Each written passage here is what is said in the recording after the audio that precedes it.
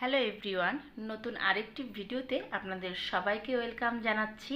আজকে আমি আপনাদের জন্য নিয়ে এসেছি ঘরে তৈরি মালাই। মালাই কিন্তু বিভিন্ন রান্নাতেই লাগে, কিন্তু আমরা জানি না মালাই কিভাবে তৈরি করতে হয়। খুব সহজে আজকে বাসায় আপনাদের কিভাবে মালাই তৈরি করতে পারেন সেই রেসিপিটি করে দেখাবো। মালাই তৈরি করার জন্য এখানে প্রথমেই আমার লাগবে ফুল ক্রিম গরুর দুধ। অবশ্যই গরুর দুধটাই নেবেন, পাউডার মিল্ক দিয়ে কিন্তু মালাই ঠিকমতো হবে না। আমি এই গরুর দুধটাকে খুব ভালো করে জাল করে নিচ্ছি। আমি 2 কেজির মতো গরুর দুধ খুব ভালো করে জাল করে নিচ্ছি। দুধটাকে কিন্তু একটু ঘন করে জাল দিয়ে নেবেন, তাতে করে কিন্তু মালাইটা খুব ভালোভাবে পড়বে। আর যদি দুধটাকে এক বলক দিয়ে নামান, সেক্ষেত্রে কিন্তু মালাইটা অত ঘন করে পড়বে না।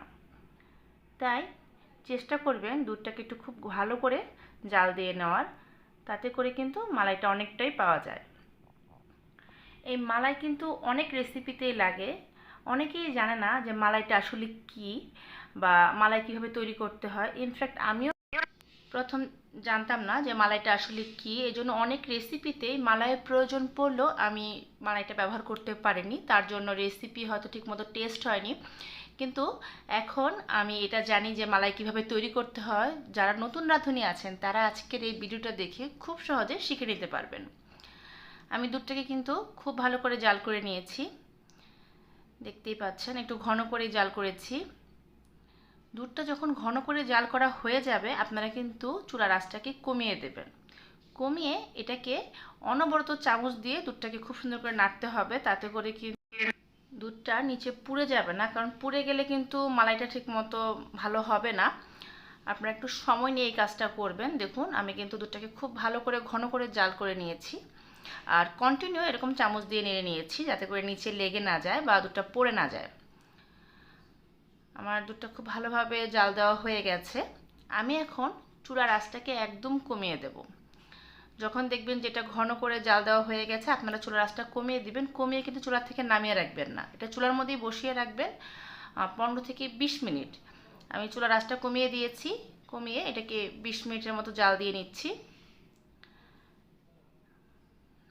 এখন আপনারা এটাকে একটু ঠান্ডা হওয়ার জন্য সময় দিবেন। আমরা চুলার আঁচটাকে একদমই বন্ধ করে দেব। আমি আপনাদেরকে দেখাচ্ছি, যারা নতুন রাঁধুনি আছেন তারা কিন্তু এইভাবে আপনারা খুব সহজে বাড়িতে মালাই তৈরি করে নিতে পারবেন।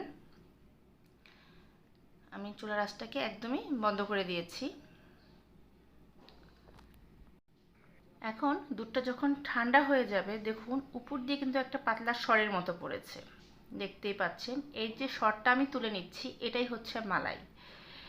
এই সর কিন্তু জমিয়ে জমিয়ে আপনারা ডিপ ফ্রিজে সংরক্ষণ করতে পারবেন। ইনফ্যাক্ট আমিও প্রতিদিন দুধ জাল দিয়ে এই মালাইটা সংরক্ষণ করি। এই মালাই দিয়ে অনেক রেসিপি করা যায়, এছাড়াও ঘি তৈরি করা যায়।